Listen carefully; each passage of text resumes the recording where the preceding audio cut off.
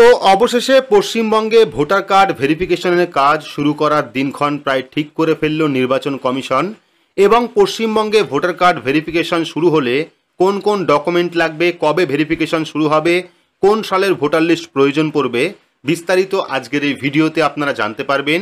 ভিডিওটি প্রত্যেকেরই কাজে আসবে, শুরু থেকে শেষ পর্যন্ত অবশ্যই দেখবেন। ভিডিওটি ভালো লাগলে লাইক করবেন, চ্যানেলটিকে সাবস্ক্রাইব করে পাশে রাখা বেল আইকনটি প্রেস করে নোটিফিকেশন অল করে রাখবেন, সবার সুবিধার্থে ভিডিওটি শেয়ার করবেন। তো চলুন শুরু করি। তো ভোটার কার্ড নিয়ে সম্পূর্ণ নতুন একটি আপডেট দেখতে পাচ্ছেন, যেটা প্রকাশ করেছে আনন্দবাজার পত্রিকা, যেখানে বলা হয়েছে মনোনয়নের আগ পর্যন্ত নাম তোলা যাবে ভোটারের। অর্থাৎ মনোনয়নের আগে পর্যন্ত কিন্তু ভোটার তালিকায় নাম তোলা যাবে। তারপরে বলা হয়েছে বিহারের মতো কম সময়ে নয়, বরং হাতে সময় নিয়ে এ রাজ্যে নিবিড় সমীক্ষার সিদ্ধান্ত নিতে চলেছে জাতীয় নির্বাচন কমিশন। সুপ্রিম কোর্টে এই সমীক্ষা সংক্রান্ত মামলা শুনানি হচ্ছে। তার গতি প্রকৃতি দেখে এ রাজ্যে সমীক্ষার দিনক্ষণ চূড়ান্ত হবে বলে খবর। তবে কমিশন সূত্রের খবর, আগামী বছর এই সমীক্ষার চূড়ান্ত ভোটার তালিকা প্রকাশিত হলেও ওই বছর বিধানসভা ভোটের মনোনয়ন প্রক্রিয়া শুরুর আগ পর্যন্ত ভোটার তালিকায় নাম ওঠার সুযোগ থাকবে যোগ্য নাগরিকদের কাছে। কমিশন সূত্রে জানাচ্ছে, আগে নিবিড় সমীক্ষার পূর্ণাঙ্গ তালিকা প্রকাশ করা হবে। সাধারণ মানুষ থেকে রাজনৈতিক দল সকলেই তা মিলিয়ে দেখতে পারবেন। বিহারের সূত্র টেনে এ রাজ্যে এমন সমীক্ষায় আপত্তি তুলেছিল শাসক দল তৃণমূল। ফলে বিধির যথাযথ প্রয়োগ এবং পদ্ধতি নিয়ে যাতে প্রশ্ন না থাকে তা নিয়ে নিশ্চিত করতে চাইছে কমিশন। প্রাক্তন এক আমলার বক্তব্য, দেশের সংবিধান নির্বাচন কমিশনকে নির্ভুল ভোটার তালিকা তৈরিতে ক্ষমতা দিয়েছে।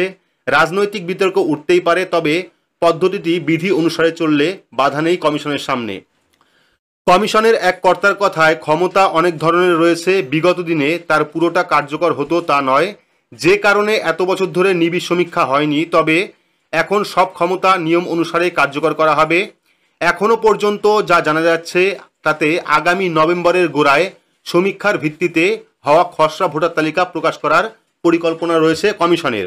অর্থাৎ আগামী নভেম্বরে, সামনের নভেম্বরে কিন্তু গোড়ার দিকে ভোটার কার্ডের যে খসড়া তালিকা সেটা কিন্তু প্রকাশিত হতে পারে। সেই তালিকা নিয়ে দাবি আপত্তি জানানোর সময় দেওয়া হবে। জমা পড়া সেই সব দাবি এবং আপত্তি নিষ্পত্তি করেই আগামী বছরের শুরুতেই প্রকাশ পাবে চূড়ান্ত ভোটার তালিকা।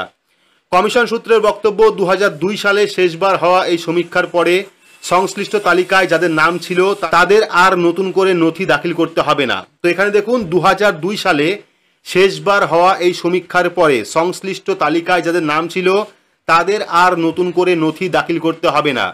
যদি আপনার বা আপনার পরিবারের কোনো সদস্যর 2002 সালের ভোটার লিস্টে নাম থাকে, সেক্ষেত্রে কিন্তু আলাদা করে কোনো ডকুমেন্টের প্রয়োজন পড়বে না।